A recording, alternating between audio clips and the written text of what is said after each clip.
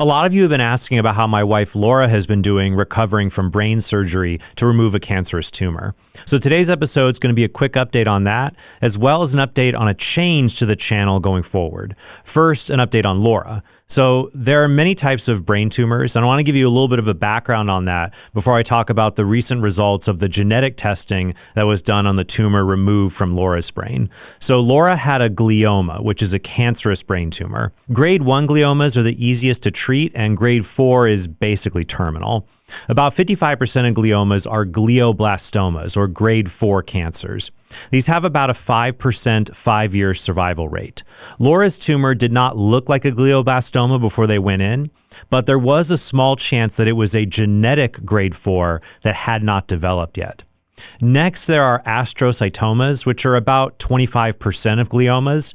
These are a little bit better, but they still only have about a 45% 5-year survival rate. And then we have oligodendrogliomas. These make up the other 10%, and then there's other random gliomas and tumors that round everything out. The tumor type that responds the best to treatment would be the grade 2 oligodendrogliomas because they grow much slower than a grade 3. This is especially the case with these particular tumors that have an IDH mutant gene that can be targeted with new IDH inhibitor drugs. So I want to thank you all so much for your prayers because Laura has this particular kind of tumor, and it's comparatively rare. It makes up only about 2 to 8% of all gliomas, and it has an 80 to 90% 5-year survival rate. So I truly believe that this was God working in our lives and that all of your prayers were very helpful. So thank you for that. On a personal note, Laura says that she's also so thankful for everyone's prayers, everyone volunteering to help, and she's praying for all of you as well. Right now, she's resting a lot because she gets tired easily, like her brain is still trying to heal, and she's working very hard to recover her speech. She says that she basically feels like a kid again because she has to do these, first and second grade workbooks to practice speaking. She can read everything in her mind, and she can say in her mind all of the words that she sees, but the pathways in her speech center were disrupted when the tumor was removed, so Laura has to work really hard to just regrow new pathways. Laura also says that she has a new understanding of what Jesus meant when he said that unless you're like a little child, you won't enter the kingdom of heaven.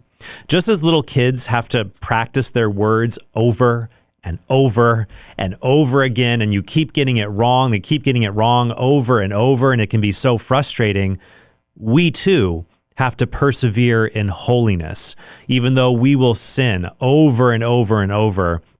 And we will get things wrong, and it'll be frustrating. Being a little child who receives the kingdom of God, it doesn't mean you have to be this pure and spotless, perfect cherubic child. It means you painfully learn lessons in holiness through repetition over and over again without giving up on God. And ultimately, that is the path to holiness that we all have to walk. So once again, we're thankful for your prayers, and please keep praying for us, especially today as we meet with an oncologist to discuss Laura's treatment options going forward. Ideally, she's not going to need chemotherapy or radiation. All of the tumor was excised. That's another evidence of God's providence and your prayers being so helpful. Hopefully, instead of chemotherapy, she can just use these new inhibitor drugs. And I want to say I'm very grateful for your support, not just of the Counsel of Trent, but of Catholic Answers, because we would be in a real bind without the health insurance Catholic Answers provides us.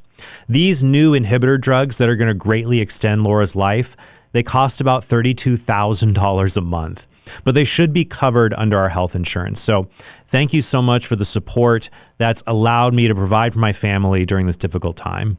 I'm also grateful for the many people who came forward to support us at our Patreon, especially since I had to cancel most of my speaking events because I can't leave Laura alone due to the risk of her having a seizure. This includes people that I've been critical of in the past who now have come forward to support me and ask others to support me. For example, one person wrote me the following. He said, "I'm really glad to support you during this time, and I hope my support will encourage you to stop attacking traditional Catholics." Now, here's my response to that. I am grateful for this man's support and for everyone's prayers and support, and I don't want to attack anyone. However, I want to build up people's faith. And so if anyone, Catholic or non-Catholic, is causing people to stumble or fall into error, well, then I need to say something. However, going forward, I want the Counsel of Trent to be a channel where you enjoy watching the content, even if you disagree with me. I want you to see my content as constructive criticism and critique, not some kind of unfair attack on others. Now, some people view all criticism as an unfair attack, so I can't really help people with that kind of mindset. However, I can put forward critiques that do their best to fairly understand the position I'm engaging and offer a charitable reply to that position. And to help me do that, I'm going to be enlisting outside referees to review my scripts in the coming weeks and months to help them be as fair and accurate as possible. Other people will join the team in the future, but for now, Redeem Zoomer has agreed to help me review scripts on Protestantism. Joe Schmid from Majesty of Reason will help review scripts on non-theism. Jacob Hansen will help review scripts on Mormonism.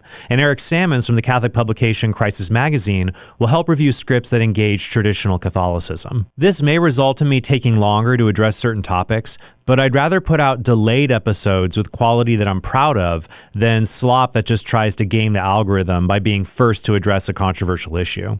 Now, obviously, these reviewers may disagree with some of my conclusions, but the goal will be to craft episodes where we at least agree on the nature of the position being critiqued and that fair arguments are presented against that position.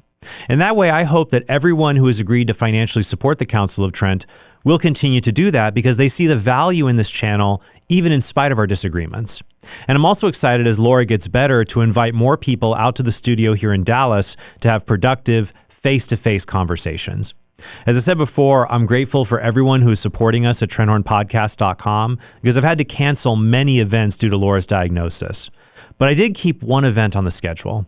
Laura's parents will be staying with us in a month so that I can be free to attend the annual Catholic Answers Conference, September 25th to 28th, held in San Diego, California. It's an event I really enjoy, and this year we have a lot of other great speakers, as well as a special meet and greet for patrons of the Counsel of Trent.